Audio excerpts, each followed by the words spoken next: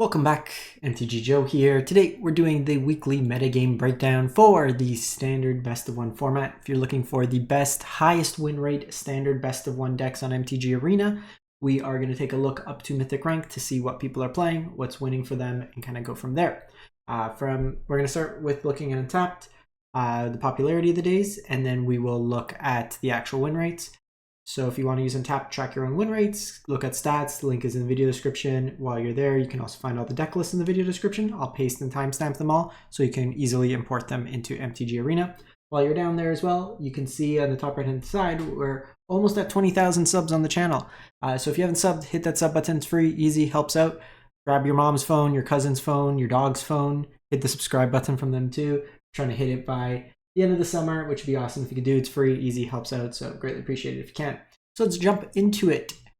So looking Diamond Mythic rank popularity today, if you're going to queue up the arena ladder, we have Jeskai Artifacts coming in at just a shade over 12%. This is the synthesizer deck that's splashing red for Fire Emblem or Fire Crystal. Fire Emblem's a game. So then we have Mono White Lifegain. We have Boros Burn, as well as mono green landfall. So kind of grouping together, we see some of the aggro-ish decks. Mono red's kind of making a little bit of a comeback. We have Gruul landfall at 5%, and then Sultai Control kind of coming up with like 4%. Mono black demons. Neither mono black demons nor Sultai Control are showing up above 55% this week. So usually the cap I look at. So not ones that we'll be capturing in this video despite the play rate. So play rate doesn't necessarily correlate to win rate. People play decks either they've committed to, they enjoy playing, but might not necessarily always kind of tie into that. You see like the Jeskai deck was at one point the highest at 28%, and now it's down to like 12% kind of mixed into there. So looking at it, 230,000 games played, 100 match count, August 16th through the 23rd, Diamond Mythic rank. The highest win rate of the decks is the Gruul Landfall deck. So this deck here is looking to use things like Tifa Lockhart and Mossborn Hydra, whose power increases as you get more lands into play. You're playing a bunch of these kind of fetch lands that will give you extra landfall triggers to double up powers on them. Bristly Bill puts extra counters. The little baby Chocobo here gets bigger with more lands. Traveling Chocobo lets you play lands off the top of your library and then doubles landfall triggers. As well as play birds, but more on the land side. You have some protection effects. This version is doing a 3-1 split, 1 Ouroboros, just another way to put kind of counters on things. You have Ice Till Explorer that lets you replay some of these fetch lands from your graveyard, helps kind of self-enable it. And then you have the backup plan, just giant fireball your opponent with World Soul's Rage, get a whole bunch of lands back from your graveyard as well. We have Boros Burn, 66%. So this deck here is red based with splashing white for Boros Charm and Lightning Helix, just more efficient burn spells than some of the mono red ones. Bolt Wave does 3 damage. You have Burst Lightning that does 2 or 4 damage depending on mana spent. Firebrand, just aggressive 1-drop that can ping and kill things. Iron Claw pushes out some more damage. Plasma Bolt's just scalable 2 to 3 damage. You have Viashino that comes in and pings your opponent for 2 damage as well. You could probably play Slick Shot Show Off in this place instead. It's probably outputs more net damage because this comes in and deals 2, but it's kind of underwhelming stats wise. Nemesis in here, some Nova Hellkites. Additionally, I don't think you necessarily want to be on Quarry Mountain Monastery. You're 22 lands, but it only will come in untapped based on these 4 Sacred Foundries. And most of the time, like 5 mana to draw a card is quite expensive. You're probably better off just playing the full set of Shadow, either Sunbillow Verges or Starting Towns in lieu of it, just to get more white sources in it. We have Jeskai Artifacts. So this is the synthesizer deck. So this deck's built around some Simulacrum Synthesizer. So it comes in and it generates artifact creatures whenever a 3 CMC or more comes in. So what you're trying to do is things like Repurposing Bay that lets you tutor artifacts. So you sack an artifact, find one. So all these 2-drop artifacts will find you a Simulacrum, and they all have utility on ETB. So finding you lands, drawing you cards, being removal.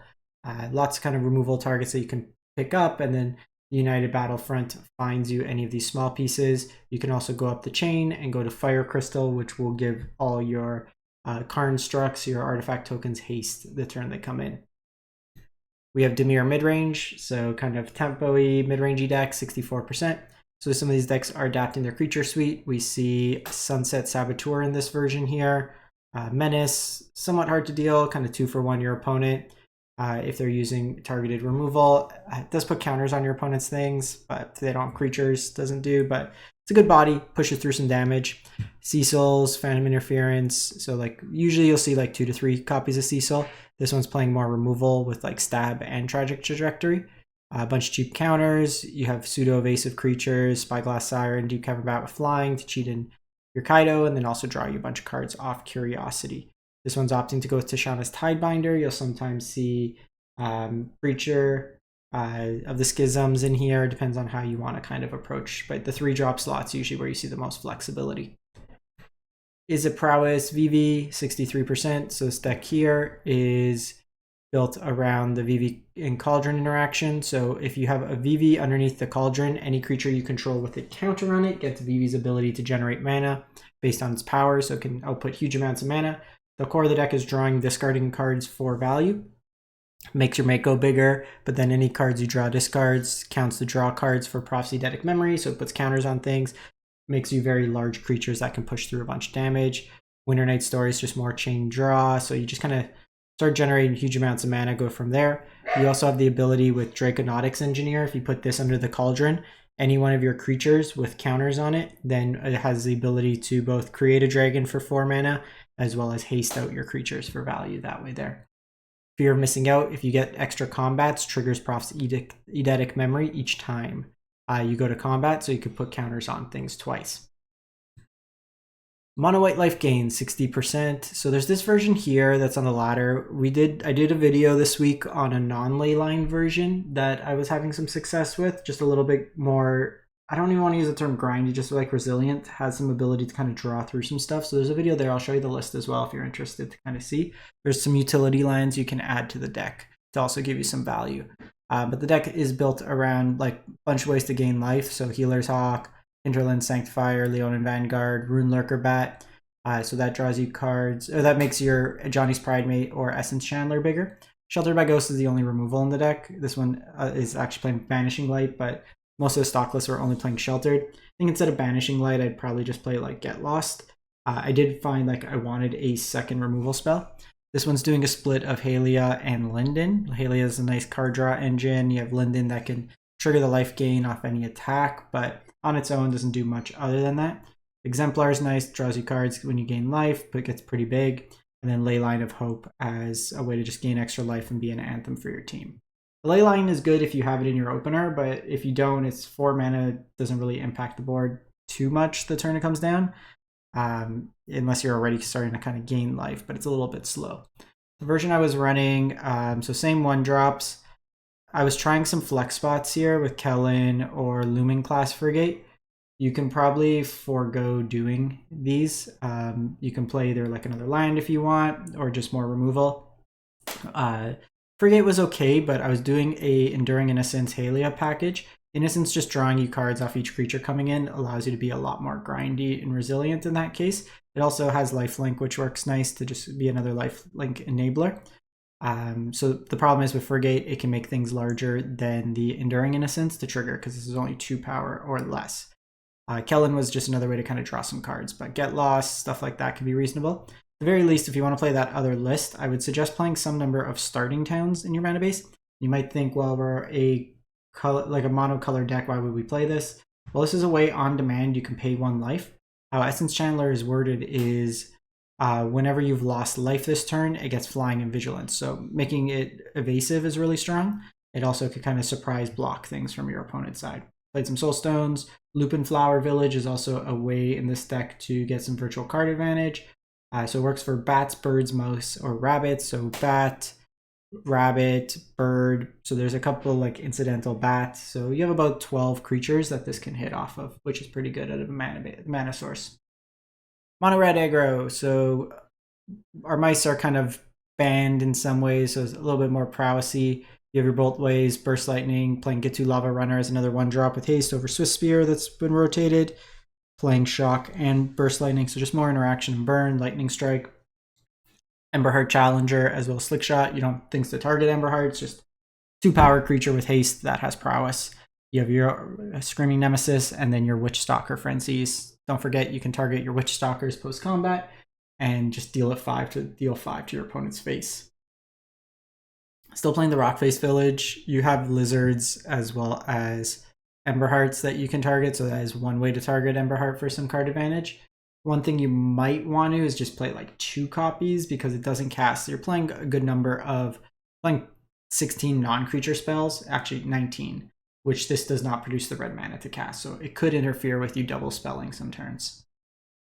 Sultai Control, so 60%. So this is a kind of dragon-esque control. I feel like you throw some dragons in, and for the content we can call it dragon control, but your Meringues, Disruptive Storm Brutes, early removal, then Artifact Enchantment Hate. But this deck's just got a whole bunch of removal. You have the combo of Singularity Rupture to mill half your opponent's library, and then River Churn Monument to mill them out that way there, since you just exhausted and it takes out the second half. Oral Procession, you can return target card from your graveyard to your hand, so if they counter it, destroy it, you get some value. You have Virtue of Persistence that can be removal and then a reanimation effect. Rakshasha's Bargain is card draw at instant speed, and then just a bunch of ways to just kill stuff. Caustic Exhale's really efficient removal if you're playing the Dragon package, since it's 1 mana instant speed removal for most things. Just consult for card advantage. No stock up, which is interesting. Playing the bargains instead, but counters, bunch of removals, Urgent Necropsy, it's a bunch of things, and kind of going from there. So Sultai-ish control. We have Orzhov raised past 58%. So this deck here is kind of an aristocrat style deck for those familiar with the term. Kill things for value, drain your opponent out. So you have Vengeful Blood Witch that drains and gains when something dies. Sephiroth, it also gets you the draw. If you trigger 4 times in a turn, then you flip it and your opponent gets, or you get a permanent emblem for the Blood Artist effect, and you get a 5/5 flyer. So what you're trying to do is with this deck, set up your graveyard. So Snarling Gorehound can put stuff into the graveyard, help you set up your draws, a bunch of creatures that when they die, leave a creature behind. And then like Servanden gets bigger whenever something dies, you gain life. You could sack a bunch of stuff to Umbral Caller Zealot as well as Bartholomew. Put them in the graveyard, you raise them all past, get them all back, and then sack them again for the drain trigger. Bant Omni, so 57%. So with the addition of Planet Lands, Adagia, and I think this one's just on the Adagia actually. So they're kind of moved past some of the green ones and the other ones, but Adagia is another way to tap your Kona at instant speed. You also have the Serima, which can both find you your Kona and then be a way to station your Kona at instant speed. You also have Rescue Skiff as a reanimation effect to kind of get it back. So what you're trying to do is set up Kona, put into play Omniscience, and then basically dig for kind of the combo. So this version here, Vanille mills 2 cards, you return a permanent from your graveyard to your hand. You could set up a loop of Meringue River Regents, which will pick each other up. And then what you can do is with this, basically blow up every single one of your opponent's lands so that they can't do anything, and then you'd untap and then kill them basically that way there. Some will do a loop with like the Red Overlord or Roxanne to just ping your opponent to death. But this one's just looking to blow up all your opponent's lands and beating them down with like dragons and an impactful board. You have like Prime Speaker Zagana that draws you a bunch of cards, kind of dig you for the combo. Sarima finds you all these legends that help you kind of go off as well. And lastly, we have Dimir Mill at 57%. So this deck here is doing the similar combo like we highlighted. Singularity Rupture, sweep your opponent's board. River Churn Monument, exhaust, mill out the other half. And it's just a Dimir control deck. So Hand Hate, bunch of counters. We have Divert Disaster as a cheap counter spell that can also be ramp in a way. Shoot the Sheriff as removal, consult for card advantage along with stock up, nowhere to run in here. Deadly Cover Up is another sweeper, so you have 6 sweepers in here, as well as Meringue River Region as an alt win con with the Restless Reef. So either mill them out or just beat them down with dragons or your utility lands. So that's it for the week. Let me know what you've been playing, what you're trying to get your top 1200 or top 250 Mythic finish with, and we'll catch you next time. Thanks for watching.